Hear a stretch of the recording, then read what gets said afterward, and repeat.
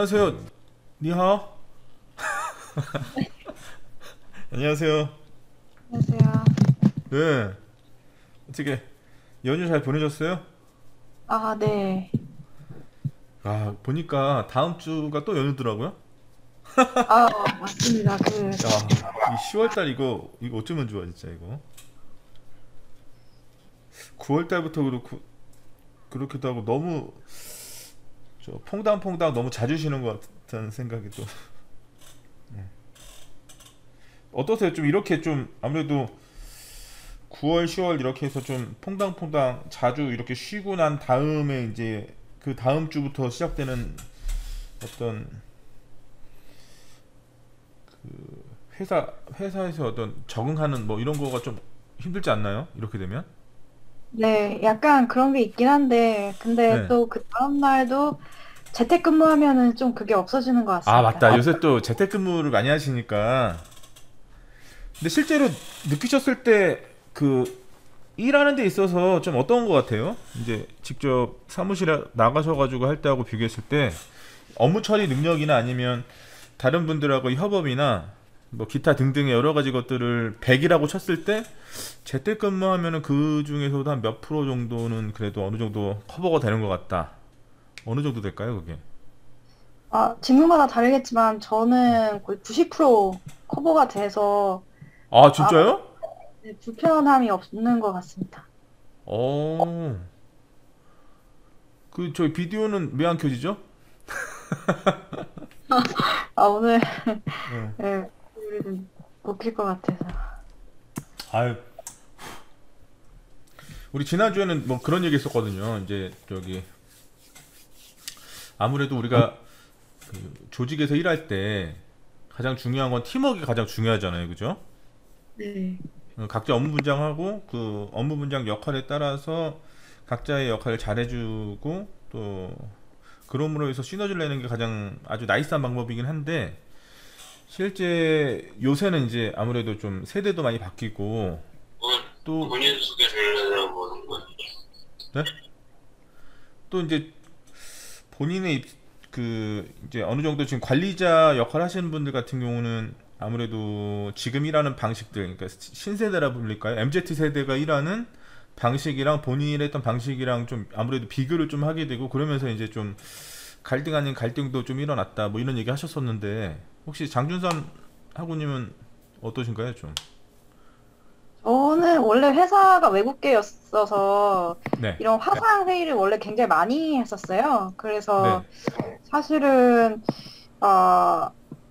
뭐 이렇게 원래도 재택근무를 부분적으로 시행을 했었어서 이게 큰 어떤 세대 간의 갈등으로 느끼는 점은 전혀 없었던 것 같아요. 네.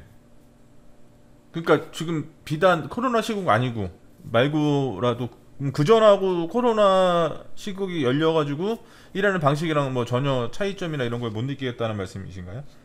네, 거의 없고 그냥 옛날에 뭐 재택근무를 뭐 예를 들어서 일주일에 그냥 한 이틀 했다면 지금은 뭐 4일로 늘어난 정도의 차이밖에 없어서 어, 저는 개인적인 그런 영향은 전혀 없었어요. 그러면 예를 들어서 이렇게 재택근무가 계속적으로 이렇게 계속 된다고 했을 때 예상되는 변화나 이런 걸 좀 뭐를 좀 느껴볼 수 있을까요? 저는 그러니까 우리 장준선 학우님 같은 경우는 지금과 같은 형태의 업무 상황이 이제 좀 많이 익숙도 하시고 네, 그런데 이제 장준선 학우님 같지 않은 분들이 대부분인 것 같아요. 제가 봤을 때. 네, 맞습니다. 네, 우리가 좀 어떤 거를 좀 예상해 볼 수 있을까요? 요런 어떤 업무 형태의 변화로 인해서 예를 들면 제가 학습 자료실에도 올려놨는데요. 코로나가 이렇게 일어나면서 지금 전 세계 우리가 소위 말하는 선진국이라고 하는 데가 큰 사회 문제로 대두되고 있는 것 중에 하나가 생필품 확보가 안 된다고 그러더라고요. 가장 아, 기본적인, 그러니까 메슬로우 인간 욕구 5단계 중에서 보면 가장 밑에 단계 가장 중요한 기본 본능 중에 하나가 이제 의식주 해결인데 그런 것들을 제대로 윤택하게 해주기 하기 위한 기본적인 어떤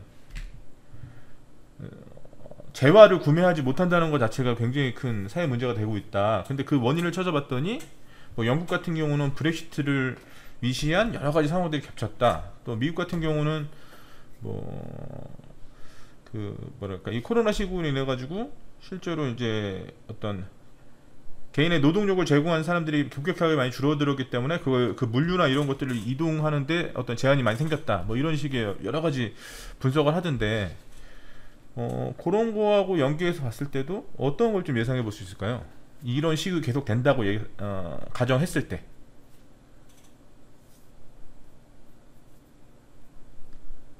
그냥 집에서 그러니까 재택근무 할 수 있도록 네. 이런 VPN이나 이런 보안, 사이버 보안에 좀 강화가 많이 될 것 같아요. 회사 측면에서는 네네. 그 기술적으로 보완하기 위해서. 그리고 그냥 개인적으로는 되려 약간 옛날에는 그냥 한 일주일에 한두 번 정도 했는데 사실 어느 네. 순간 이제 한 달 다 재택근무를 하니까 네. 사실 그건 좀 정신 건강에 좀 좋지 않은 것 같더라고요. 너무 사람을 못 만나니까. 그래서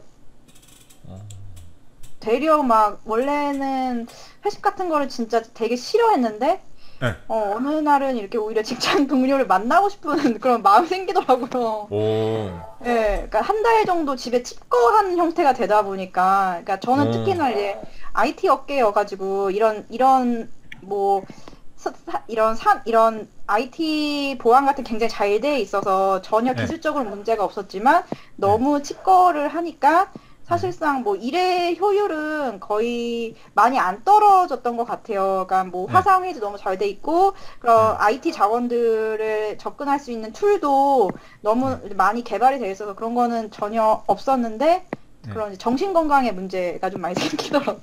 아, 오히려 사람 간의 그러니까 이게 그렇게 되는 것 같네요. 그러니까 예전에는 어쨌든 똑같은 동인에 의해서 사람 관계에 의해서 스트레스도 많이 받았었지만 요새 같은 경우는 어쨌든 사람 관계를 너무 못함으로 인해 가지고 조금 어떤 감정의 동요도 많이 일어나는 것 같고 뭐 좀 그런 말씀하시는 거죠?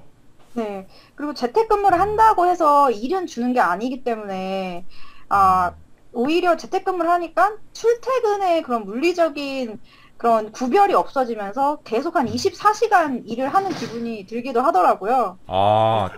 네. 집이 사무실이다 보니까 영원히 퇴근하지 않는 느낌. 네. 그리고 사람들도 약간 집에 있는 걸 다들 알고 있으니까 뭐 예를 들어서 6시가 넘어도 옛날에는 다 퇴근한 줄 알고 뭐 요청을 안 했다면 지금은 좀 약간 좀 더 그 경계가 허물어지는 느낌도 많이 들고 그래서 실제적으로 일을 더 많이 하는 것 같다는 느낌을 들기도 했어요. 그 재택근무를 하게 되면서. 그럴 수도 있겠네요. 이거 전혀 예상하지 못했던 거네, 이거. 그죠? 네, 그리고 이제 예를 들어서 이제 회사 내에서 이런 반드시 회사 내에서만 사내망을 접속하지 않아도 외부에서 뭐 개인 PC나 아니면 개인의 어떤 뭐 비단 노트북뿐만 아니라 다른 장비를 이용해서 그 사설 망에 접속할 수 있는 그런 기능들이 많이 추가가 되다 보니까 오히려 업무는 더 신속하게 할 수 있지만 그만큼 이런 딱 6시 이후에 종료라는 개념이 많이 없어지는 것 같아요. 이건 그 전에 전혀 예상하지 못했던 일이네요. 그죠? 이런 일이 발생할 거라고는 상상도 못했던 뭐 그런 거네요. 그죠?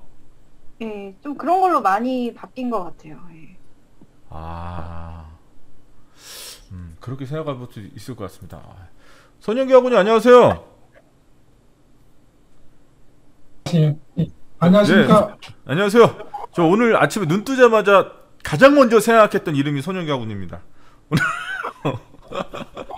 오늘 저희 학원님이 말씀해 주신다는 얘기가 굉장히 궁금해가지고 어떤 걸 좀 말씀해 주실까 궁금했고요. 백윤기 학원님 안녕하세요. 오늘은 저기 어디 멋진 데 아니시네요? 예, 그게 좀 추워져가지고 지웠습니다. 오늘 근데 조금 피곤해 보이십니다. 또 어떻게 아셨네. 좀 몸이 좀 그런 것 같습니다. 저 백신 2차 맞으셨어요? 아직 못 맞았어요. 못 맞으셨고. 오늘 근데 왜 네. 예. 12일 날 맞으려고요. 예, 근데 예약을 오늘 왜 이렇게 피곤해 보이시죠? 제가 그렇게 느끼는 건지. 오늘 저희가 근무하는 현장에 네. 그 점검이 나와가지고요. 그 영향이 좀 있었던 것 같아요. 시청에서 좀 나왔었는데요. 그걸 좀 접하다 보니까 좀 그런 게 있는 것 같습니다. 아이고, 저 건강 관리 잘하셔야 됩니다. 이럴 때 진짜. 예. 감사합니다. 조건식 학우님 안녕하세요. 네, 반갑습니다, 교수님. 네, 여전히 멋지십니다. 조건식 학우님 제가 지난주 목요일 날 우리 교수회의가 있어가지고 갔더니 조건식 학우님 얘기가 엄청 많이 나오더라고요. 제가요? 네, 굉장히 능동적이다, 열정적이다, 뭐부터 시작해가지고 굉장히 얘기를 많이 하시더라고 다른 교수님들이. 열정적인 건 맞습니다. 그러니까요. 저도 그랬어요. 그건 확실하다고. 만약에 DC가 없으면 아마 계속 얘기할 것 같다고. 굉장히 현장도 많이 하시고 이렇게 또 적극적으로 얘기를 많이 해주셔서 너무 좋다고 그런 말씀 드렸었고요. 선영아버님 지난주에 이제 말씀드렸던 것 중에 하나 그 비근한 예시 하나 좀 들어달라고 말씀드렸었는데 어떤 게 좀 있을까요? 왠지 표정이 지난주에 뭐 얘기하기로 했었지? 약간 이런 표정인데. 어떻게 하셨어요? 그럼 또 다른 거 한번 여쭤볼게요. 방금 전에 이제 장준선 학우님하고 이런저런 얘기하다가 요새 이제 IT 업계나 이런 사무직 같은 경우는 그 대체 근무가 아니라 무슨 근무라고 그래요 이거? 장준선 학우님 집에서 근무하는 거를 재택근무? 재택근무. 요새 재택이라는 단어도 생각 안 나가지고 큰일 났네. 나는 오늘 컨디션 나쁘지도 않은데 단어가 생각 안 납니다 지금. 네, 재택근무나 이런 거를 함으로 해가지고 그 이전에 예상하지 못했던 여러 가지 부작용들이나 이런 걸 말씀해 주셨어요. 들으셨는지 모르겠지만 방금 전에 말씀하셨던 주요 내용 중에 하나가 그 이전에는 이제 사람 간의 관계 때문에 그게 또 스트레스 요소이기도 했었는데 너무 안 만나다 보니까 그걸로 인한 또 그게 또 스트레스 요소 중에 하나다, 힘든 것 중에 하나다 이렇게 말씀하시고 또 출퇴근 이동거리가 없다 보니까 개인적인 심리적으로 영원히 퇴근하지 않는 느낌이 든다. 그리고 그 이전에는 6시 퇴근이라는 어떤 사람들이 명시적으로 생각하는 어떤 커트라인이 있었기 때문에 그 이후에는 업무 관련된 어떤 부탁이라든가 이런 거 없었었는데 지금은 이제 조금 예외적으로 좀 해줘 이런 것들 좀 있고 여러 가지 생각하지 못했던 이 부작용들이 많이 있다고 하더라고요. 손영규 학우님은 이 코로나 시국에서 그 이전 코로나 있기 이전하고 비교했을 때 예상하지 못했던 좀 힘들게 하는 요소가 뭐가 좀 있을까요? 그 전에는 없었던 건데 생긴 거. 저는 생긴 거는 딱히 생각을 안 해봤는데요. 네. 지금 같은 경우는 코로나로 인해 가지고 저희도 이제 지금 그 사이버 대학으로 해가지고 이렇게 하는 것도 마찬가지로 전혀 생각하지 못했던 걸 갖다가 이렇게 하는 것 같습니다. 네. 그리고 회사에서 그 회의 저희가 이제 현장이다 보니까는 이제 직접적으로 이제 대면해가지고 해야 되는데요. 그 회사에서 점검이 나온다든가 이렇게 그 화상 회의로 이렇게 줌을 이용해가지고 한다든가 아니면 카톡을 이용해가지고 한다든가 이런 게 많이 있는 것 같습니다. 근데 이것도 하나의 사회적인 추세인 것 같습니다. 이게 이게 코로나로 해가지고 이게 꼭 이렇게 되는 게 아니고 될 게 아니고 이게 하나의 추세 돼가지고 저희 코로나가 끝나도 이런 추세는 계속 갈 거라고 봅니다. 이런 게 이제 또 장점이 되고 또 단점도 있을 거고 장점도 있을 건데 이게 하나의 장점을 갖다 더 부각시켜가지고 더 갈 것 같습니다. 단점은 좀 보완하면 될 것 같고요.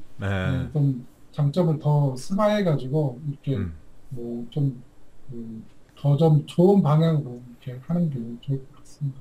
그렇게 저는 생각하지 그냥 딱히 이렇게 이게 코로나로 해가지고 화상으로 해가지고 이렇게 딱히 변한 거 하고는 그렇게 생각을 안 해봤습니다. 네네네네.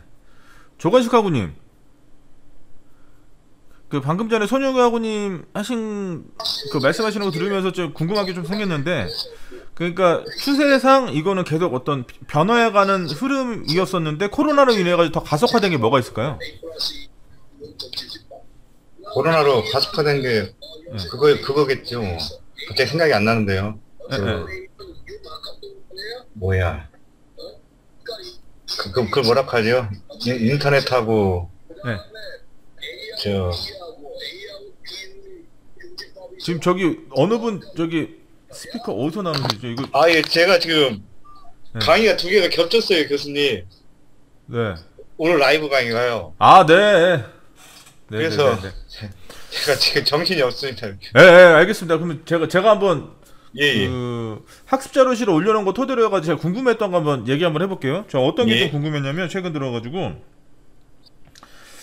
제 학습 자료실에 이제 올려놓은 거 자료 중에서 이런 걸 봤어요. 영국에서 주유 대란이라는 거예요. 근데 그게 말이 되나? 이런 생각을 했었는데 실제로 뉴스를 딱 보니까 진짜 어이없게 주유소 주변에 길이 엄청나게 이렇게 쭉 늘어서 있고 그 줄이 2시간, 3시간 돼도 거의 뭐 해소되지 않는, 급기야는 1인당 뭐 살 수 있는 기름 양을 이렇게 딱 제한해 놓고 그렇게 판매하는 모습을 보이면서 뭐 본인들이 더 기름을 많이 수급하기 위해서 주먹 다짐도 하고, 어떤 사람은 기름을 더 많이 가져가기 위해서 편의점에서 생수를 산 다음에 그 물을 다 비우고 거기에 기름을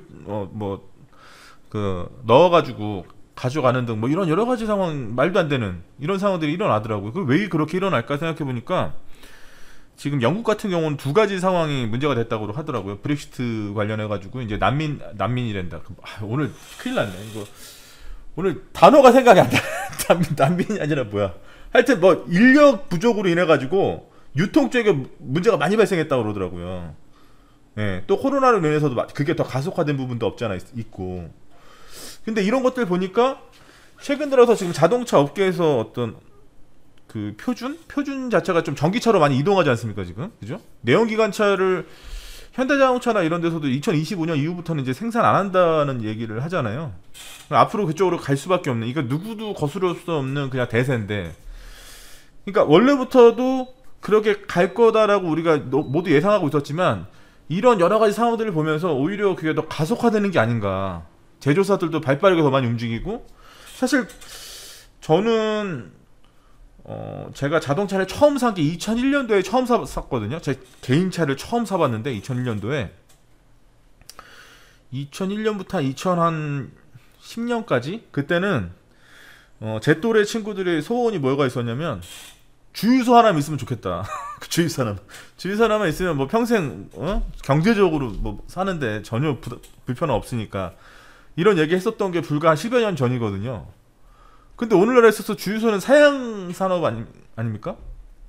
더더군다나 자동차의 어떤 생산 방식, 그러니까 우리가 타는 소비하는 자동차의 형식 자체가 내연기관차에서 전기차나 뭐 수소차나 이런 걸로 많이 바뀌어버리면 그게 더 가속화될 것 같긴 한데, 여러분들 생각 좀 어떠신지. 제가 이제 그 어떤 상황들을 보고 나서 이건 이렇게 생각할 수도 있겠다 싶어가지고 제가 이제 학습자료에 올려놓은 거였고요. 백윤기 학우님은 어떻게 생각하세요? 제가 그 말씀드렸던 이런 상황들, 이거하고 비근한 사례들이 굉장히 많을 것 같아요. 제가 뭐 자동차 산업 하나 얘기했지만 이거 아니고서라도 굉장히 많은 부분이 지적되고 있을 것 같은데요. 가령 예를 들면 아까 장준선 학우님이 말씀하셨던 실제 사람들하고 만나서 대화를 하고 부대끼면서 어쨌든 이 사회성을 토대로 해서 업무가 진행이 돼야 여러 가지 시너지도 발휘되는 부분도 있고, 개인의 정서적인 부분도 해소되는 부분도 있고, 뭐 여러 가지 부분들이 굉장히 긍정적인 부분이 많이 예상될 것 같은데, 이런 것들로 인해 가지고 타격을 직접적으로 입는 부분이 사실 초중고등학교 지금 교육 아닙니까? 아이들이 많이 못 만나다 보니까. 그리고 또 어떤 조사 자료 보니까요, 2018년생인가요? 2018년도 2018년도 이렇게 태어났던 애들이요, 말이 이렇게 빨리 안 는다는 거예요. 그 이후로 코로나 터지고, 그 아이들 입장에서 생각해보니까 또 그럴 수도 있다고 생각 드는 게, 많이 사람들 만나지도 못하고, 그리고 말을 많이 배워야 되는 시기인데 만나는 사람 수도 적고, 그리고 만나봐야 어른들이 다 마스크 쓰고 있지. 그러니까 입모양도 못 보고 뭐 여러 가지 어떤 그 비언어적인 학습할 수 있는 기회가 극도로 많이 사라졌다 그러더라고요. 그래서 실제로 그런 연구가 많이 나왔어요. 2018년생 이후로 태어난 아이들이 언어 발달 속도가 굉장히 늦다 지금. 네, 제가 그 자료를 딱 보면서 그런 생각 했었거든요. 야, 이거는 코로나가 있고 나서 코로나가 막 발생이 되고 나서 그걸로 인한 어떤 보건학적인 부분에서 염려만 해봤지, 이렇게 산업의 어떤 파급력이 크게 일어나고 급기야는 인간의 성장, 이 성장에도 이렇게 많이 영향을 미치는가, 이런 것들은 생각도 못했었던 거긴 하거든요. 저는 개인적으로 이런 것들을 보면서 좀 다른 식으로 새로운 각도로 좀 이런 것들을 봐야 되겠다 이런 생각을 했었는데, 뭐 그 비근한 얘기가 또 뭐가 있을까요? 제가 말씀드린 거 말고. 저 김희태 하고님 안녕하세요. 예, 예대환 하고님 안녕하십니까? 예, 안녕하세요, 교수님. 네, 안녕하세요. 네, 예, 안녕하세요. 네, 혹시 제가 방금 말씀드렸던 사항과 뭐 관련된 부분이나 이런 거 좀 생각나시는 게 예, 있으실까요? 교수님 말씀 들으면서 공감이 네. 가는 내용이 아주 컸고요. 그다음에 아까 네네. 그 장준선 학우님께서 말씀하신 내용도 네, 상당히 의미가 있게 느껴지고 또 그것을 실제 그렇게 겪지 않는 재택근무가 안 되는 그런 업종에 있는 사람들은 잘 피부로 못 느낄 텐데, 네네. 재택근무를 한 번이라도 해본 사람들은 전부 다 공감할 수 있고 그걸로 네네. 인해서 또 고립적인 어떤 그런 네. 부분들이 많이 느껴질 수 있겠다는 생각을 했고요. 네네. 사실 그 코로나라는 게 우리가 생각할 때 단순히 이거는 그냥 바이러스야 뭐 이렇게 쉽게만 생각할 수 있는 그런 이게 객체의 어떤 그런 개념으로 생각할 수 있는데, 저는 좀 달리 보는 게 네. 이 코로나라는 게 우리한테 무슨 뭐 폐렴을 안겨다 주고 뭐 이런 부분의 어떤 건강적인 부분만 가져다 주는 게 아니라 네. 네트워킹을 지금 다 커팅을 하고 있다라는 거죠. 네네. 우리가 지금까지 코로나 이전과 이후라고 이렇게 구분을 해본다면, 코로나 이전으로 놓고 본다면 네. 전부 다 대면으로 해서 모든 게 다 이루어졌어요. 양육에서부터 아이들 태어나면서부터 만남과 교제와 또 우리가 가정을 이루는 것까지 모든 네. 것이 다 그렇게 네. 됐었는데, 네. 재작년인가요? 중국의 상황을 이렇게 좀 그 유튜브로 좀 보다 보니까 네. 자기 부모인데 코로나로 병원에 입원을 한 거죠. 입원을 네. 했는데 돌아가셨다는 거예요. 네. 근데 접촉을 못 해요. 아, 알 그렇죠. 수도 없고. 그렇죠. 그러니까 거기에서 이제 가장 큰 게 뭐냐면 고립화를 시킨다는 얘기예요. 지금 네. 인적 네트워킹을 갖고 있던 모든 라인을 다 대체물로 교체를 하는 그런 그 패러다임이 지금 바뀌고 있다는 얘기죠. 네. 그러다 보니까 우리가 기존에 경제 활동을 하는 거라든지 또 내지는 뭐 개인의 어떤 정서 활동이나 또 내지는 네. 우리의 삶의 의미, 네. 또 그리고 우리 인간이 가져야 할 뭐 어떤 그런 그 내면적인 어떤 그러한 모든 것을 지금 다 흔들어 놓고 있다라는 거죠. 코로나가요? 그러다 네. 보니까 우리가 생각하는 쉽게 이제 그 안전의 뭐 인간의 기본적인 욕구의 개념이 이제는 뭐 안전의 욕구라는 개념보다는 서로 만나고 싶다. 또 우리 사람처럼 살고 싶다. 네. 또 그리고 고립감에서 좀 해방되고 싶다. 네. 어떤 이러한 부분들이 사실 고립이라고 하는 게 자기 안에 갇혀져 있음으로 인해 갖고 파생되는 보이지 않는 것들이거든요. 그것도 역시 네. 네. 코로나도 눈에 보이지 않지만 네. 네. 우리 감정도 사실은 자기 안에 있는 걸 자기가 못 보거든요. 그렇죠. 느낄 뿐이지. 네. 네. 그러다 보니까 어떤 유사성은 있어요. 눈에 보이지 않고 만질 수가 없고 그다음에 바로 그것을 확인할 수 없는, 그러니까 상대방도 나를 확인할 수 없고 나도 상대방을 확인할 수 없는 그런 공통점을 갖고 있어요. 네. 그러한 것들이 이제 문제점으로 부각이 되지 않겠나. 이제 그걸로 인해서 파생되는 게 결국은 우리가 눈을 통해서 귀를 통해서 음성이나 또는 표정이나 색깔이나 이걸 통해서 감지하는 우리 인간의 인력 그 기관들이 이제는 상당히 좀 고난도의 어떤 심리까지도 파악을 해야 되는 그런 쪽으로 가야 되지 않겠는가. 네. 그래서 단순히 뭐 내 생각만 갖고 얘기하는 게 아니고 네. 상대방의 입장에 한번 돼본 사람들이 리더가 될 수밖에 없겠구나. 그래서 다양한 경험을 쌓았던 사람들이 결국은 여러 가지를 핸들링할 수 있는 어떤 그런 지위에 있지 않을까 그런 생각이 네. 들고요. 그러니까 네네. 제한되고 고립되어 있는 쉽게 해서 뭐 제도적 안에서 어느 역할만 그 뭐 찰리 채플린의 영화인가요? 그 뭐 인간의 하나의 그 구성품으로 모던 타임즈에 대한 어떤 네네. 그런 부분으로 놓고 볼 때 어떤 제도화 선진국이라고 하는 아까 영국 말씀하셨습니다만 선진국이라고 하는 게 결국은 분업화되고 그 다음에 자기만의 어떤 전문화 영역이 있다는 거죠. 네네. 그게 점점 더 세분화되고 깔때기처럼 좁아지는 게 이제 박사로 가는 건데 네. 그렇게 박사가 된 사람들은 그 영역이라는 것이 결국 접촉과 링크와 네트워킹을 통해 가지고 확산이 되면서 부가가치가 일어나는데 그게 고립이 돼 버린다는 거죠. 그게 고립이 됨으로 인해 가지고 결국은 내가 가지고 있는 뭐 어떠한 것들이라고 할지라도 그걸 알릴 수 있는 방법이 없는 거죠. 그리고 제도권 안에 있던 사람들은 타인의 감정 다른 서로 사람이 서로 만나면서 너는 그렇게 생각하고 나는 이렇게 생각하고 그리고 서로가 오해가 있더라도 또 만나서 풀고 뭐 이런 것들이 있어서 점점 더 감정도 교정이 돼가면서 이렇게 성장을 하는데 네. 그런 과정들이 이제는 상당히 좀 도외시되면서 네. 편협화되고 네. 좀 협소해지지 않겠는가 그런 생각이 들고 그럼으로 인해서 이제 안전이라고 하는 그런 개념도 좀 더 광의적인 입장에서 안전을 생각해야 되지 않겠는가 이렇게 생각이 듭니다.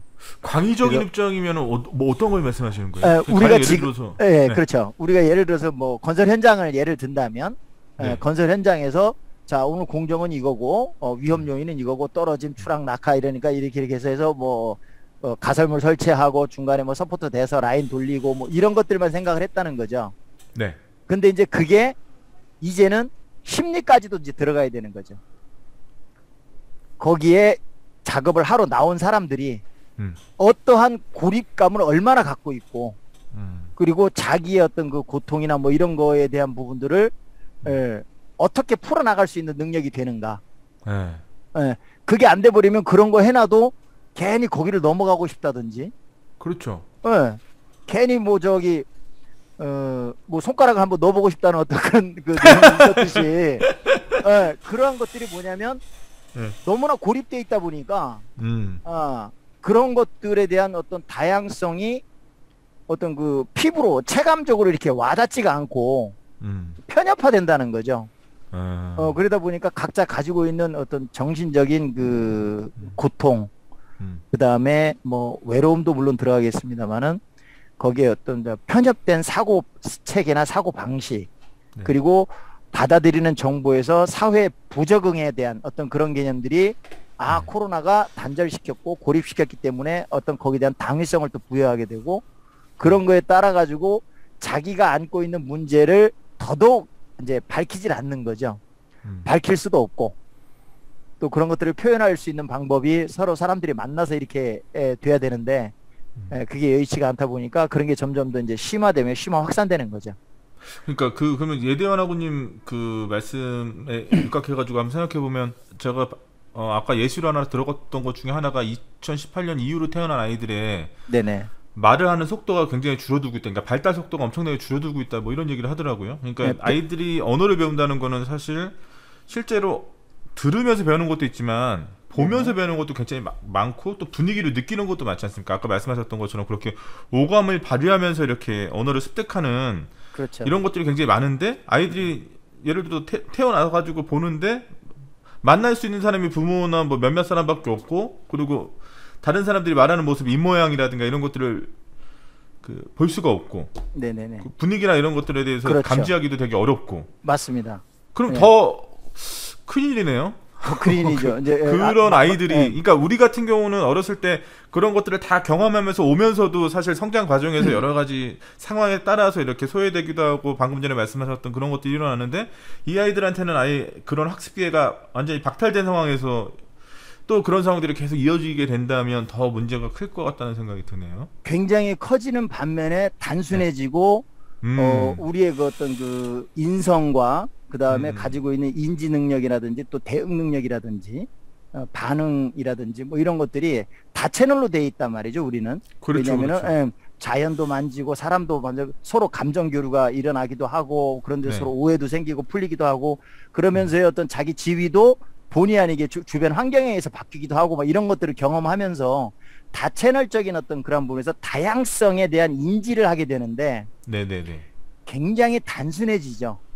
그렇죠. 그리고 감정의 폭이 좁아지고 그리고 획일화가 된다는 거죠. 그러면 정말 밥, 잠, 일 그냥 아주 명료하게 그래서 그거 외의 것은 경계를 하는 거죠. 이제 경험이 없다 보니까 그러다 보니까 오히려 사람들이 어떤 새로운 세계 이야기를 하게 되면 신기해하면서도 두려워하고 경계하게 되는 그런 상황들이 오지 않겠는가. 그러면 이제 아이들의 입장은 엄마, 아버지 주변에서 하는 사람들 말 그 이외에 다른 사람들이 하는 말을 곡해하기도 하고 감정을 전혀 읽지 못하게 그럴 되고. 수도 있겠죠. 네, 그럴 수도 있겠네요. 그러니까 동료 집단 간에서도 이제 뭐 또래 집단의 어떤 그런 그 형성될 수 있는 그런 여러 가지 긍정적인 면들이 사실은 많이 축소가 되지 않겠는가. 저는 그렇게 봅니다. 근데 저기 무슨 일 하세요? 뭐 아나운서세요? 발음이 왜 이렇게 좋아요? 굉장히 귀에 싹싹 이렇게 들리네 아주. 감사합니다. 아주 고견 잘 들었습니다. 감사합니다. 계속 듣고 싶은데 제가 손영희 아버님한테 뭐 물어볼 게 있어가지고. 네, 잠깐만요. 예대현 아버님 잠깐만 좀 기다리세요. 제가 뭐 여쭈고 싶은 게 좀 더 있으니까요. 잠시만요. 손영희 아버님, 지금 예대현 아버님이 굉장히 좀 자세하게 잘 설명해 주셨는데 뭐 이런 현상들이 우리 예상이 된단 말이죠, 그죠? 지금 뭐 건설 현장에 계시니까 그런 것들이 예상이 될 때 그러면 예견은 되는 상황들이 있으면 우리가 뭔가 준비를 해야 될 거 아니겠습니까, 그죠?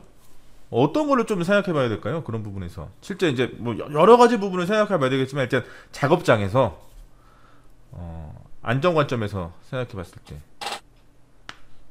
먼저 제일 처음에는 저희가 안전을 제일 먼저 시작할 때는 뭐 규정을 따지고 뭐 이렇게 규율적으로 해가지고 그런 안전을 펼쳤고요. 그 다음에 두 번째는 어떤 전문적인 지식, 뭐 동발이라든가 뭐 이렇게 기술적인 면을 치중해가지고 했는데요. 그 다음부터는 이제 감성에 호소하는, 감성을 마음에 자극하는 그런 안전을 펼쳤습니다. 근데 이렇게 코로나로 인해 가지고 이렇게 대면을 할 수가 없다 보니까 뭐 하나의 일례로 해가지고 전기 안전 교육도 사람이 많이 모이는 거니까요. 코로나 확산 염려도 있고 그리고 또 아침 안전 조회도 마찬가지로 이렇게 그 많은 인원이 한꺼번에 한 곳에 모이지 않는 그런 시대에 살고 있는데요. 지금 뭐 현장에서는 IT를 많이 가미해가지고 CCTV를 활용한다든가 그리고 위험 구간에 있는 어떤 IT로 해가지고 뭐 이렇게 접근을 못하게 한다든가 그리고 어떤 위험한 장소에는 마이크까지 동원해가지고 거기 그 자리를 볼 수 있고 위험한 장소를 사람이 가기 전에 다른 사람이 카메라를 대신해가지고 가는 그런 쪽으로 많이 변하고 있습니다. 그리고 이게 저희 같은 경우는 저희 현장 마찬가지로 이렇게 CCTV를 먼저 활용을 해가지고 어디 가면은 거기에다가 마이크가 되니까 김씨아이 씨 그 이름을 부르면서 위험합니다. 난간대를 채우세요. 안전벨트를 하세요. 그런 정도로 이렇게 변하고 있습니다. 현장에서는 그렇게 그 정도로 변하고 있는 것 같습니다. IT를 접목해서 이제 그런 부분을 좀. 예. 근데 코로나 이후로 지금 2020년 1월부터 지금 이렇게 됐으니까 한 거의 2년이 다 돼가는데요. 그 느끼시기에 실제 사람들이 어떤 업무에 있어서 위험 작업이라든가 이런 거에 있어서 그 전하고 비교했을 때 사람들이 어떤 대응하는 거나 반응 이런 것들이 좀 바뀌었다고 생각하세요? 아니면은 뭐 아직까지는 뭐 그런 거는 못 느끼시나요? 그때하고는 많이 바뀌었다고 생각합니다. 사람들이 시대에 따라가지고 환경에 따라가지고 이렇게 변하기 때문에 저희 그 코로나로 인해 가지고 그 어떤 전에 같은 경우는 이렇게 사람들하고 어울리면서 이렇게 뭐술 한잔도 하고 어떤 밖에 나가가지고 이런 그런 것도 있었는데 지금 같은 경우는 밖에 뭐 전날 과음한다든가 전에 뭐 한다든가 그게 없습니다. 그게 없다 보니까는 조금은 많이 생각도 뭐 그 전에 어떤 거를 보니까는 자기가 힘들었을 때 생산성이 다 많이 올라간다고 그런 경기가 힘들면 힘들수록 예, 생산성은 많이 증대되고 그런 걸 갖다가 한번 들었던 것 같습니다. 그러니까 그 코로나로 인해 가지고 일자리도 다 없어지고 어떤 위기 의식을 가져가지고 사람들이 생산성도 높아지고 안전에 대해서 조금 더 챙기는 그런 정도로 알고 있습니다. 알겠습니다. 조관식 가구님 혹시 제가 지금 말씀드린 부분 관련해 가지고 좀 해주실 말씀 있으실까요? 조관식 가구님? 안 드시나? 백윤기 가구님은 좀 어떠세요?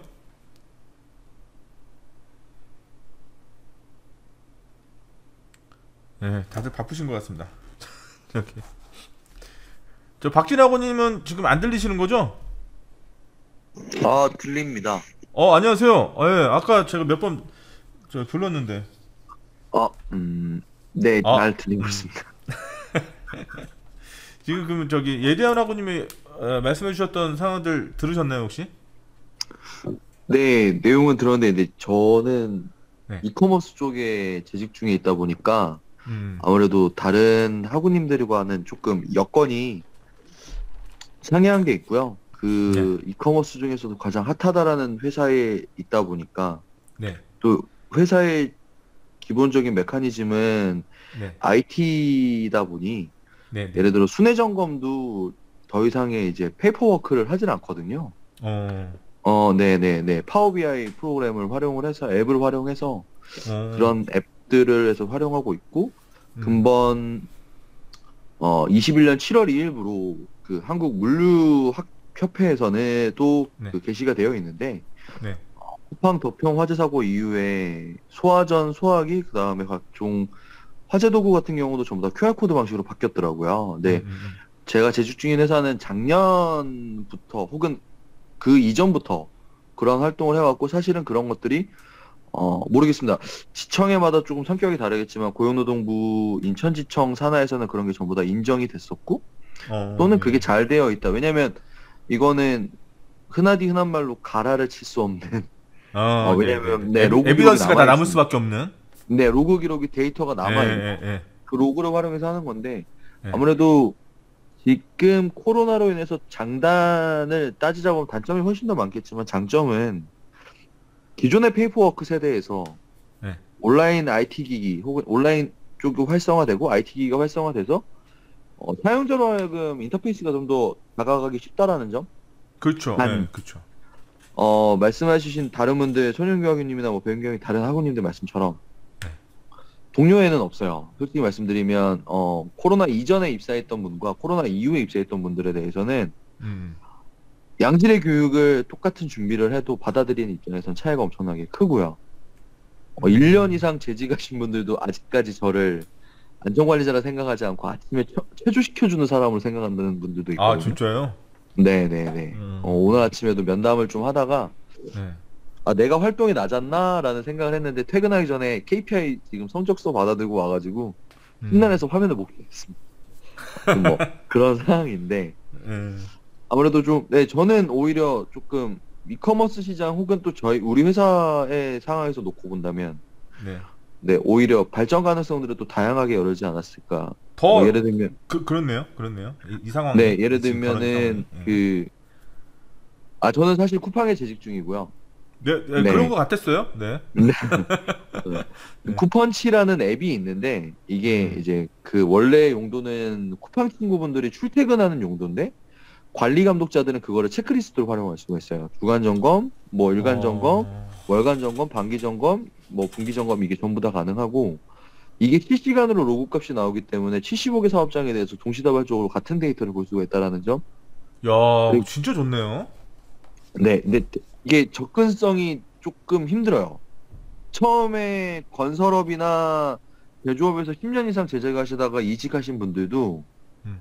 좋은 거는 느끼는데 이거를 어디서 어떻게 찾아서 어떻게 해석하느냐, 해석에 대한 거를 좀 생각이 조금 빨라야 될 것 같더라고요. 그 앱 설계가 잘못된 거 아닐까요?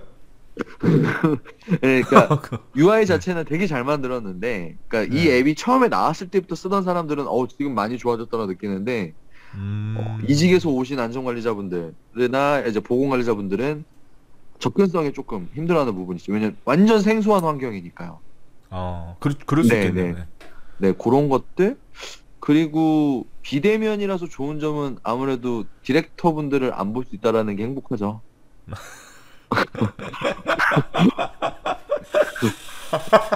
네, 원래 네. 처갓집이랑 조직장님은 멀리하면 멀리할수록 좋은 거라고 배워서. 네, 그렇죠, 아무튼 그렇죠. 그렇습니다. 네. 근데 저는 야. 미혼입니다. 네네. 네네네. 저 그런데 이게 좀 그런 게 있는 것 같은 게 지금 제가 안전심리 학습자료실에는 미국 사례까지는 안 올려놨는데 미국에서도 지금 관련해가지고 생필품 대란이 일어났다고 그러더라고요. 근데 그게 왜 그런가 봤더니 항구에서 컨테이너 하역 작업할 인원이 없어가지고 못 하고 있다는 거예요. 네, 그럴 수 있죠. 네, 그래서 지금 현재 보니까 그러니까 제가 올려놓겠습니다. 이거 라이브 강의 끝나고 제가 어떤 자료 올려놓을게요. 어디 보면 캘리포니아에 있는 모 항구에 보면 절반 이상이 이게 기계가 작업을 하거든요. 사람이 작업을 하나도 안 해요. 큰 작업이든 작업이든 다 기계가 작업을 하는데 앞으로 그런 것들이 그런 어떤 기술의 개발이라든가 적용들 이런 것들이 더 가속화되겠다 이런 생각이 들더라고요. 그러면 반대급부로 우리가 또 사회적으로 이슈가 될 것들을 예상할 수 있는 게 또 일자리가 많이 없어질 거고 또 그럼으로 인해 가지고 또 기본소득부터 시작해가지고 생각해야 될 게 굉장히 많을 것 같아요. 네. 지금 방금 전에 말씀해 주셨던 굉장히 편리하다라고 말하는 이런 것들이 일시 활용될 수 있고 또 아까 말씀하셨던 로그 값부터 시작해가지고 이제 분석할 수 있는 로우 데이터가 많이 쌓이다 보면 그거 가지고 안전 쪽에서도 활용할 부분도 많을 것 같고 그 이후에 다른 어떤 여러 가지 부분에서 이제 활용이 가능하지 않습니까? 네. 근데 지금 우리 박진아구님 계신 그런 업종에서 항상 문제가 됐던 것 중에 하나가 실제로 거기서 하역 작업이나 이런 작업하는 사람들의 노동 환경이나 이런 작업 조건 이런 게 좀 너무 가혹하다 이런 얘기를 많이 했거든요. 제가 네. 쿠팡사는 가서 못 봐가지고 모르겠지만. 네. 근데 그런 것들도 지금 실제로 인간이 직접 하는 것보다는 좀 생산성이나 이런 거 낮지만 아무래도 기계로 대체가 많이 되고 있다고 그러더라고요. 네. 앞으로 그런 것들이 이제 이런 시국에 맞아서 더 대단히 투자가 많이 이루어지고 이러다 보면 또 많이 제가 방금 말씀드렸던 미국의 사례처럼 이렇게 많이 좀 바뀌어지겠네요. 그죠? 단편적으로 좀 몇 가지만 말씀드리면, 저는 사실은 네. 여기 계시는 다른 정말 내노랄 분들과 다르게 저는 물류에서 시작을 해서 지금까지도 물류만 있다 보니까 네네. 말씀을 드리면 직접적인 상호명은 제가 지금 재직 중인 회사가 아니기 때문에 그냥 제외를 하고 네. D사가 있습니다. 네. 네. 그 D사에서 네. 자동화 창고를 오픈을 계획을 할 때는 가동률을 자동화 창고를 80% 놓고 인력 자원을 20%라고 생각을 했거든요. 네. 근데 실제로 제가 재직했던 기간 중에 자동화 창고의 프로테이지가 55%고 나머지 45%가 인력이었어요. 사실은 인력은 특히 물류 유통업에서는 정말 빼놓을 수가 없는 건데 말씀하신 대로나 아니면 아마존이나 이런 데를 보면 네. 걔네 자체 로봇이 있어서 그 네. 로봇들이 배송을 하잖아요. 네. 근데 실질적으로 그 로봇에 대한 관련된 유튜브 영상 같은 거 보게 되면 네. 장고장이 발생하는 것. 그러니까 실제로 우리가 접하지 못하는 그런 여러 가지 부작용이나 이런 것들이 많이 일어난다는 말씀이신가요? 네, 맞죠. 근데 결국에는 아무리 좋은 계획도 필드에서 실제로 이게 로딩을 돌려보게 되면 로딩 값이랑 실제 결과 값은 상이한데 좀 그런 부분들에서 직업이 없어진다라는 생각보다는 저는 조금 역설적이긴 한데 단순 노무직은 분명히 줄어들 거예요. 네, 기계가 할 수 있는 부분들이 많으니까. 네, 대신에 최근 채용 시장에서 좀 가장 이슈가 많았던 게 BA 분야거든요. 그러니까 전산 담당자들, 전산 관리하는 그렇죠. 애들. 아무리 좋은 로우 값이 있어도 그걸 어떻게 뽑아내느냐, 어떻게 활용하느냐, 신의성을 어떻게 주냐가 가장 중요한 거기 때문에 그런 전문 직군에 대해서 길러내는 게 요즘에는 초등교육에서부터 진행을 하더라고요. 아, 그렇죠. 네네네. 그래서 맞아. 오히려 프로그래밍 교육도 많이 하잖아요, 요새. 네. 4차 혁명에 대해서 가장 큰 이슈는 우리가 3차 때 배우지 못했던 현재를 살아가고 있는 대한민국에 있는 성인들을 이전에 지금 현재를 살아가고 있는 영유아 단계부터 시작해서 그런 아이들은 지금의 우리와 완전 다른 세상에서 살 거라는 거죠. 그렇죠. 그렇기 때문에 단순 노무 작업은 오히려 기계가 하는 거고 그거를 어떻게 활용하느냐는 우리 다음 세대 아이들이 혹은 지금의 청소년들이 해올 거라고 저는 예상이 들고요. 그리고 마지막으로 말씀드리면 사실 핑계 아닌 핑계인데 네. 제가 올 여름에 제 사업장에서 온도가 39.4도에 습도가 72%인 거 보고 나서 저도 시겁했거든요. 근데 물리적으로 할 수 있는 게 아무것도 없어요. 네. 네. 물을 주는 거랑 음료수 주는 거와 뭐 냉스카프랑 이런 어떤 뭐 목걸이형 선풍기 정말 그거 말고는 할 수 있는 게 아무것도 없었어요. 근데 더군다나 이거는 내근직인 사람인 거고 실제 배송 직군에 있는 사람들한테는 더 힘들었거든요. 정말 매일마다 기도를 하는 거죠. 매 시간마다. 그렇죠. 근데 그렇죠. 작년 같은 경우는 하더라도 코로나 이전 상황만 하더라도 각 시도단체에서 무더위 쉼터라는 걸 운영을 했었어요. 그렇네. 택배 종사자를 위해서. 네. 샤워 시설도 있었고 냉난방 장치가 다 돼 있었거든요. 근데 근데 올해는 그게 전부 다 야외 쉼터로 바뀌면서 생수 나눠주는 걸로 바뀌었거든요. 그러니까 배송 서비스 직군에 대해서 어떤 좀 그런 하이 리스크들, 네, 계절성 영향이 너무 큰 것들 이런 것들이 지금 가장 조금 제 걱정이 되고 작년 겨울에 겪어봤던 사람으로서는 올해 겨울도 많이 혹독하겠다 이런 생각을 좀 많이 하죠. 네. 네. 또 신선한 아주 신선한 시각 감사합니다. 아닙니다. 그런 부분에서 정말 저도 비근한 예로 좀 되게 좀 재밌는 경험을 했던 것 중에 하나가 아시는 분 집에 딱 있는데 그 따님하고 둘이 딱 있었던 거예요. 둘이 딱 있는데 네. 엄마를 찾아야 되는 건데 보통 보면 엄마 찾으려고 그러면 아빠한테 전화해서 물어본다든가 뭐 전화번호 저는 제가 어렸을 때 생각해보면 그랬던 것 같거든요. 근데 네. 이 친구는 그냥 아무렇지도 않게 내가 전화기 갖다 주려고 그러니까 그 집안에 무슨 그 음성 서비스 있잖아요. 거기에 네네. 그걸 엄마한테 전화해줘 이렇게 해버리고 끝났어요. 그렇게 전화 가더라고 그렇게. 그쵸. 저 어렸을 때는 그런 네. 그러니까 제 머릿속에는 그런 알고리즘이 없어요. 일단 뭔가 할 때 누군가한테 야 누구한테 전화 좀 걸어줘. 뭐 물론 제 핸드폰에도 시리라는 애들이 있고 다 있지만 이거를 기능은 있지만 이거 평상시에 많이 쓴다든가 그런 정말 약간 당황되는 순간에 자연스럽게 이렇게 쓸 만큼 그렇게 정말 뭐랄까 손에 딱 잡히는 그런 기능들이 아니거든요 사실은. 근데 그런 거 보면서 야 진짜 앞으로 이런 세대들이 뭔가 어떤 문제를 해결하는 방법은 기존에 내가 생각하지 못했던 방법으로 정말 많이 활용하겠구나 이런 생각을 했었습니다. 저도 비근한 예로 네. 말씀드리거든요. 저 예대한 아버님. 네, 교수님 말씀하세요. 예. 아나운서 목소리를 듣고 싶어가지고 이제 과찬이십니다. 한 8분밖에 안 남아서요. 하나 여쭤보려고. 아까 여러 가지 이런 것들이 변화될 것이고 뭐 그런 다양한 현상이나 상황들 그리고 예상되는 것들에 대해서 말씀해 주셨잖아요. 네. 네, 그렇습니다. 네네. 그런데 뭐 예를 들어서 작업장 내에서 아무리 뭐 좋은 대책을 마련하고 규정이나 이런 것들을 잘 하고 있다고 하더라도 노무 제공자가 그거에 맞춰서 이렇게 협력하는 어떤 그런 방식이라든가 이런 마음가짐이 안 돼 있으면 안 되는 거 아니겠습니까? 아무리 잘 돼 있다고 하더라도 지키려는 의지 자체가 아예 없으면 돈으로 잡으면 된다고 생각해요. 돈으로? 네. 왜 그러냐면 지금 네. 산업의 역군 또는 그 건설 일군 그렇게 힘든 작업 정말 자기의 생명까지 위협할 수 있는 그런 환경에 노출되어 있음에도 불구하고 거부할 수 없는 게 경제적인 원리거든요. 그러니까 돈을 벌지 않으면 또 내가 이 직업, 이 역할, 이 상황을 외면하고서는 어디서 그러한 그 경제적인 금전을 취득할 수 있는 방법이 요연한 거예요. 네. 코로나 때문에 더 심해졌습니다. 네.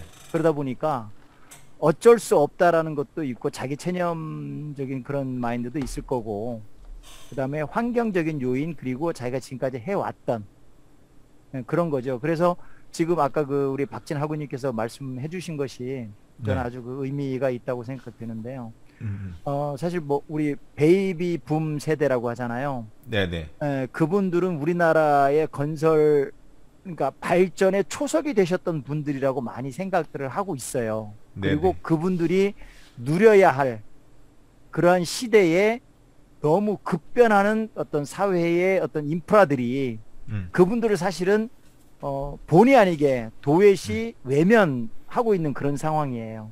네네. 그러다 보니까 그분들은 120만 원짜리 130만 원짜리 휴대폰이 있어도 전화 거는 거 외에는 잘 안 쓰시고, 기능을 막 많이 만들어 가지고 정말 현대 젊은 세대들의 어떤 그 정서를 대변할 수 있는 어떤 그런 것들이 그분들에게는 사실은 큰 의미가 없고 이런 거거든요. 그러다 보니까 이게 이제 시대적인 흐름 같아요. 어떻게 보면 뭐 1800년대, 1900년대 뭐 산업혁명 막 일어나면서 그 이전에 있었던 낙농업자들이 산업혁명 방직기계 들어오면서 막 전부 싹 바뀌고, 감자밭이 전부 다 그냥 목장으로 바뀌어버리고 뭐 이러면서 바뀌어오는 과정들이, 역시 인간은 그 시대에 이슈화되는 것에 침을 흘릴 수밖에 없겠다. 그러면 지금 이렇게 변해가는데 과연 우리는 무엇에 또 침을 흘릴 것인가? 네. 돈도 뭐 비트코인 와가지고 누구는 뭐 비트코인 하나당 뭐 몇천만 원씩 하는 그런 상황에 지금 자본을 누리고 있지만, 사실 그게 어떻게 보면 가상이란 말이죠. 그렇죠. 그러니까 현실이 가상현실에서 이제 증강현실까지도 이제 갈 수 있는 상황인데, 네. 그렇게 되다 보면 인간이 과연 정말 내가 나를 인지하고 있는 게 맞나? 또는 내가 이렇게 살아가고 있는데 삶이라는 그 자체를 내가 느끼고 있는 게 정말 맞는가? 그러니까 굉장히 이게 좀 뭐랄까, 사이콜로지한 부분이 애매모호한 그런 상태를 만들지 않겠는가. 그래서 네. 공허하다는 거죠. 네. 그래서 지하철을 타면 전부 다 그냥 똑같은 자세를 취하고 있고, 네. 그럴 수밖에 없는 게 점점 보고자 하는 욕구는 많아지는데 표현하고자 하는 능력은 줄어들고, 보고자 하는 것을 내 거와로 체화시키기보다는 그냥 스쳐 지나가는 길거리의 간판 같은, 그러니까 점점 더 고립감은 더 목말라지면서 더 갈급해지는 거죠. 네. 정말 진솔함이라는 게 과연 있겠는가? 네. 이런 것들이 코로나로 인해 가지고 좀 더 가속화되고, 그러면서 거기에 따른 또 누군가는 또 이득을 보는 사람이 분명히 있을 거라고요. 이득 보는 산업도 있을 거고, 그렇죠. 네. 퇴화되는 산업도 있겠지만은, 그럼 그 이득되는 산업이 과연 나머지 퇴화되는 산업의 어떤 그런 부가가치를 상회할 수 있을까?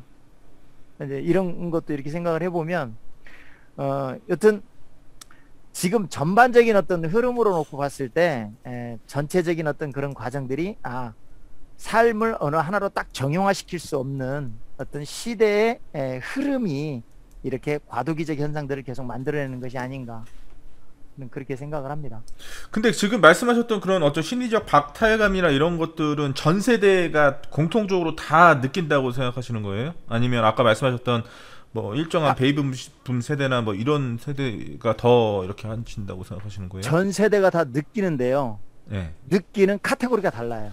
어떻게 예를 들어서 뭐 저희 그 윗분들의 그 베이비붐 네. 세대 같은 경우에는 잘 살아보자예요. 허리띠 졸라매고 아껴야 되고 절약해야 되고, 그래서 막 네. 전등이라도 그냥 아무도 없는데 켜져 있으면 끄고 막 이런 분들이 많잖아요. 네네. 근데 지금 그런 젊은 세대는 잘 못 봐요.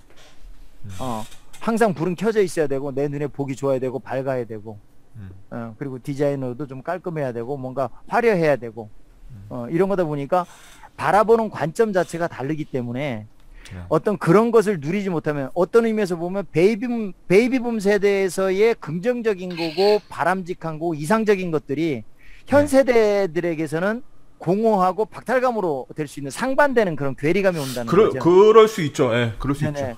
그러다 보니까 지금 상당히 발전되면서 젊은 세대들이 누리는 것을 기성세대가 바라볼 때에는 함께 하고도 싶지만 또 적응이 잘 안 되는 어떤 그런 부담감도 있고 또 그런 거에서 오는 또 박탈감도 있고 또 그러다 보니까 이게 어쨌든 사람들이 모여 있을 때 서로 동화되면서 서로 같이 이렇게 레벨링이 이루어지는데 모여지질 않으니까 이제 그거는 이제 각이 지는 거죠. 점점 각이 지면서 속 그룹화로 이렇게 그러니까 저기 뭐야 뭐 무슨 족 이렇게 구분되듯이 네네. 그런 그 차별화 또 내지는 어떤 구분화 그러면서도 획일화 뭐 색깔론까지 들어갈 상황은 아닌 것 같습니다만 어쨌든 내 직업이면 그 직업군만이 느끼는 감정이 따로 있고 타 직업군이면 타 직업군만이 느끼는 감정이 따로 있고 그래서 서로 배타적이라는 거죠. 네. 아, 넌 우리 얘기 잘 몰라. 너 얘기도 잘 모를 거야. 네. 아마 이런 이야기들이 아마 많이 나오지 않을까 싶어요. 그러니까요. 네. 아 시간이 다 됐네. 아 박탈감은 많아질 것이다라는 거지. 네. 그 저는 궁금한 게 지금 아까 말씀하셨던 제가 처음에 작업 현장에서 그런 고위험 작업이라든가 이런 여러 가지 상황들이 연출됐을 때 그들한테 이런 것들이 협력 의무를 그러니까 내가 이런 것들에 대해서 안전하게 관리자나 아니면 뭐 이런 여러 가지 사람들이 했던 그런 방식들을 그대로 다 차용하면서 하도록 하기 위해서 독려하려면 어떻게 해야 됩니까? 라고 여쭤봤을 때 이제 수입이라고 말씀하셔가지고 예. 그게 이제 뭐냐면 네. 그분들이 원하는 게 있어요. 그분들이 네. 원하는 게. 네. 그럼 그걸 하기 위해서 기본적으로 갖춰줘야 할 조건이 그분들에게 인지가 됐는지 확인하는 게 필요하다는 거죠. 그러니까 지금은 이렇게 하세요, 이렇게 하세요, 이렇게 하세요만 있어요, 지금. 네. 현장에 가보면, 네. TBM 해야 되고, 뭐 해야 되고, 이런 식이거든요. 근데 중요한 건 뭐냐면, 근로자들 각자가 그거를 수행할 수 있다라는 준비가 됐다라는 걸 어떻게 확인할 것이냐라는 거예요. 네네네. 지금은 지시적이라면, 네. 추후에는 피드백식이 돼야 된다는 얘기죠. 저 이렇게 진행합니다. 이렇게 진행하겠습니다. 저 투입합니다. 네. 저 들어가겠습니다. 네. 이런 식이 돼야 된다는 거죠. 그러니까 그러니까 하향식이 아닌 상향식이 돼줘야 되지 않느냐라는 거죠. 이제 그런 부분들을 이제 지금 현재 안전 관련돼서 안전 관리직에 계신 분들이 어떻게 하면 저들이 자발적으로 그러한 부분들을 확인하고 쉽게 표현하고 그리고 위로 서버할 수 있는 어떤 그러한 시스템을 어떻게 만들어 갈까? 예를 들어서 회의를 한다든지 뭐 이런 거를 만약에 어떤 행사를 진행을 했을 때 거기에 참가한 사람들이 참가하라니까 하는 거야 그런 게 아니라 이러이러이러한 교육이 예정돼 있다. 여기에 교육 참여할 사람들 자발적으로 여기에 로그인을 해라. 그래서 로그인을 해갖고 거기에 대해서 이러이러한 내용들을 줄 테니까 그 내용들을 보고 거기에 레스폰스를 좀 달아줘라. 레프를 달아주고 이런 부분에 어떤 시스템만 만들어주면 각자가 거기에 대해서 이러이러한 것들을 각자 개개인의 마인드를 다 이렇게 전달할 수 있게.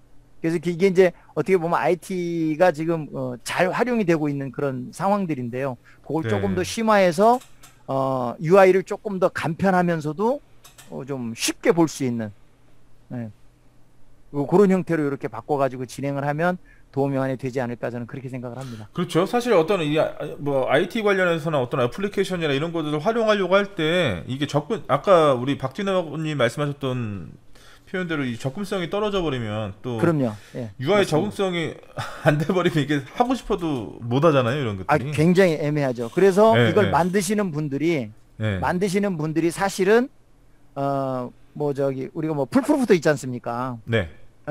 그렇듯이 이 소프트웨어도 그러한 식으로 아무라도 그것만 보면 그것만 누르면 이렇게 진행될 수 있게 그것만 이렇게 하나만 체크만 하면 배치 파일로 이렇게 진행이 되듯이 이렇게 될 수 있게 이제 그렇게 가야지. 그거를 막 너무 세분화 시킨다고 막 이리 들고 저리 들고 꺾어서 세워서 45도 각도로 이렇게 가버리면은 중간에서 멈추는 거죠 뭐. 이건 나하고 안 맞아 이렇게 버리면 그냥 쉽게 필요해지니까. 좋다고는 하는데 난 모르겠어. 그렇죠. 맞습니다. 예. 정답입니다. 네네네. 좋다고 하는데 모르겠어. 그게 정답입니다. 맞아요. 그러니까 기존의 탑다운 방식에도 바텀업이 되려면 이제 어떻게 될지, 그걸 IT를 활용해서 또 어떻게 될지 보다 좀 내밀한 얘기는 다음 시간에 좀 말씀 나눠야 될 것 같고요. 제가 아까 말씀드렸던 그 미국의 캘리포니아 주에 있는 한국에서 일어나는 그런 컨테이너 자동화 작업이라든가 이런 것들로 인해 가지고 예상되는 지금 현재 2021년 10월 5일 현재 일어나고 있는 미국의 어떤 사회 현상하고 대비돼서 한번 생각해 볼 수 있는 자료를 라이브 강의 끝나고 제가 올려놓을게요. 그거 한번 보시면 좋을 것 같고요. 오늘 저기 조관식 하고님하고 대화를 많이 못해서 아쉽네. 뭔가 이게 얘기가 다 안 된 것 같다는 느낌이 들고. 다음 주도 화요일 날 하지 않나요? 다음 주도 또 대체 휴일인 것 같은, 그죠? 다음 주 화요일, 예. 월요일이 됐대, 그러니까. 뭐 어쩔 수 없습니다. 뭐 이수영 교수님하고 겹치든 뭐 어쩔 수 없고 일단 하는 거고. 네, 오늘 고생 많으셨고요. 시험 기간인데도 하나요? 다음 주 시험 기간인가요? 네, 다음 주에 시험이에요. 아, 죄송합니다. 안 합니다. 정신 하나 더 내주시죠.